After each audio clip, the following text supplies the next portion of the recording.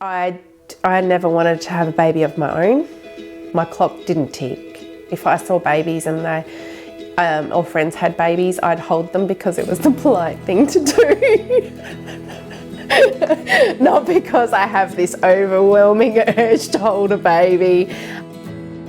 I just knew that if a baby needs to be loved, that I could love them, or a child, or any child in this world.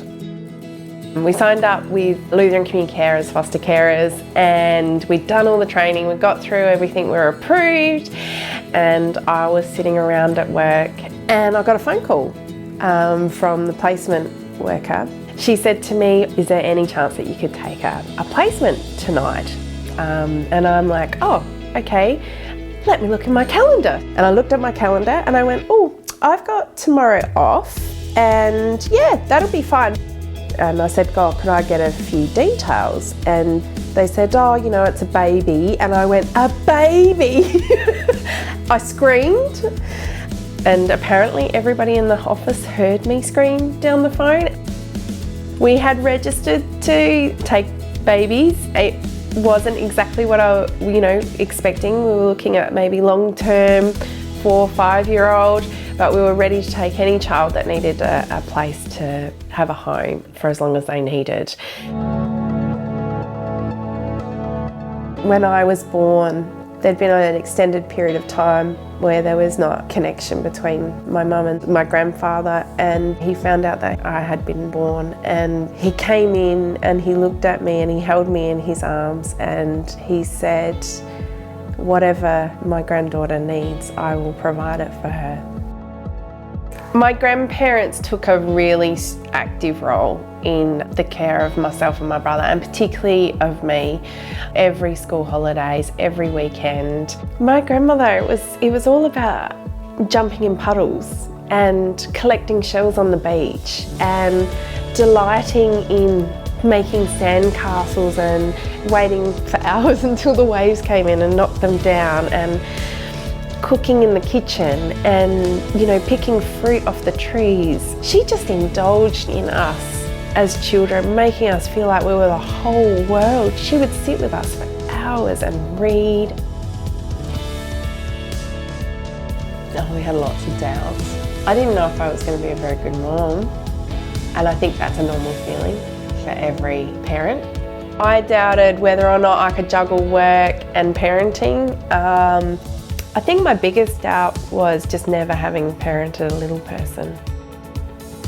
Yeah, having to learn all the bits and pieces.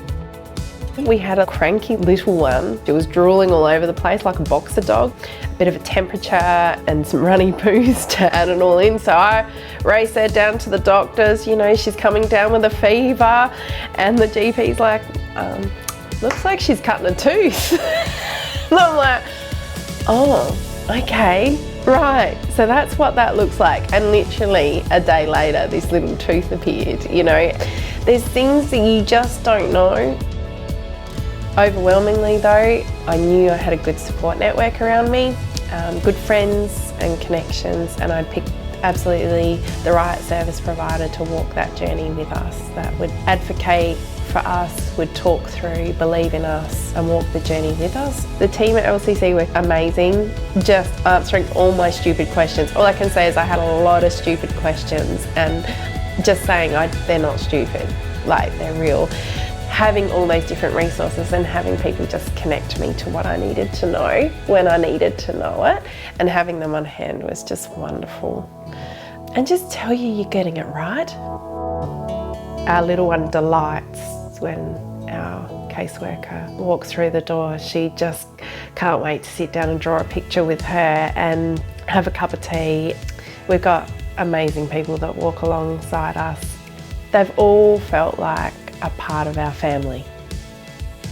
This year they sent Mother's Day cards out to all the carers saying thank you for everything that you do, and I think that's pretty amazing. They are a village in themselves, and when you open the door you're welcomed into that village and you're a part of it. When the little one came to us, It was about an hour later, I think, from that first phone call that they arrived in our house, and there was this little bright-eyed, chubby-cheeked little girl. I said, can I hold her? You know, because it's the first time we've ever had a placement, and I'm like, I don't know how this works. Is there meant to be a plan here? And they said, of course you can, and handed her over, and she was just smiling and happy. And they said, are you okay to take her into hospital? I said, yeah, that's fine. And we got to the hospital, and it was less than 3 hours. They were trying to do some assessments, and she turned around to me with her arms open, and she said, Mama. And that's the moment I figured out I had to cancel all my appointments for Wednesday, Thursday and Friday because this little girl had decided that I was going to be her person, her mama. This unconditional love for a child that you've never met. And I wanted to be the person that took her to every single appointment. I wanted her to know I was there to hold her hand and hug her and cuddle her to sleep. Yeah, I was going to be her rock. The most important thing for any child is that they have a home and that they have a place where they know they belong and a place where they are loved and where people believe in them. For our little one, she is so sassy and she is so spirited. And some days I say she's going to be either the next Lady Gaga or the next Prime Minister. I'm just not quite sure who. I want her to have every opportunity that she can to be who she's meant to be and for her to feel safe and loved. I want her to dance in the rain and jump in the puddles and sing at the top of her voice from the top of a mountain.